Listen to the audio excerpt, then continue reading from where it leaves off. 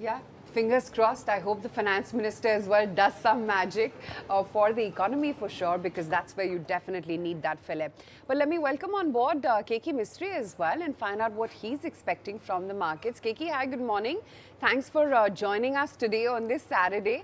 But tell me, what exactly do you think this budget will present? Will it be focused more on bringing new reforms, or is it going to be reiterating the previous stance, pretty much more of the same?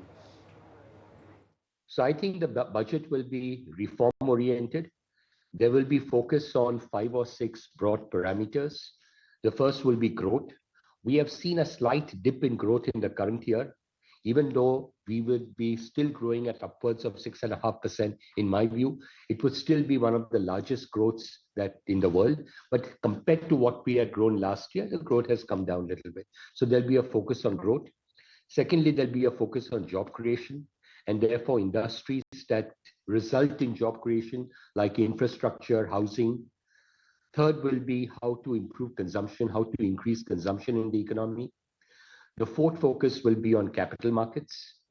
And then there will be some focus on manufacturing, some focus on the rural economy, some direct tax changes, and last but not the least will be fiscal prudence. So I think this will be the broad 7 or 8 parameters around which the budget will revolve. Right. Keki, but a push in consumption is one thing, right, where the focus remains during the budget. Do you think some major changes will be made in terms of, say, tax exemptions or any other ways to give relief to the middle class in particular? The single biggest need for the economy at this point of time is how do we get consumption back? How do we create jobs, get income in the hands of people, and make them consume? Now, consumption is a function of the amount of money that is left with you after you paid your taxes. So if we lower tax rates, and when we lower tax rates and maybe increase the minimum exemption limit, we will automatically leave money in the hands of people, which will result in more consumption. Now, we must remember 2 things.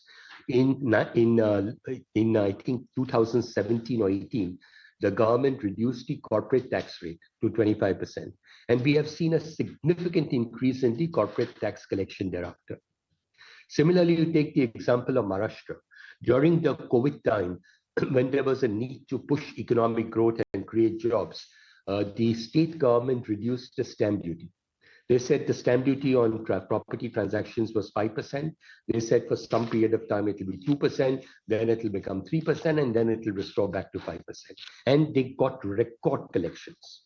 So it's a myth that when tax rates are reduced, the amount of tax collected reduces. No, actually the tax collection generally tends to improve after a year or so. But more importantly, economic growth happens in a big way. And when we reduce tax rates, it should not be just at the lowest level. It should be at every level, going up to the highest level. Sentiments, if you improve sentiments, consumption will improve, and all the other parameters that we need in the economy to grow will also improve. Right. Keki, Samir, both of you, thank you so much for joining in today on this Saturday and telling us what you're anticipating from the budget. If you like this video, then like, share and subscribe to ET Now.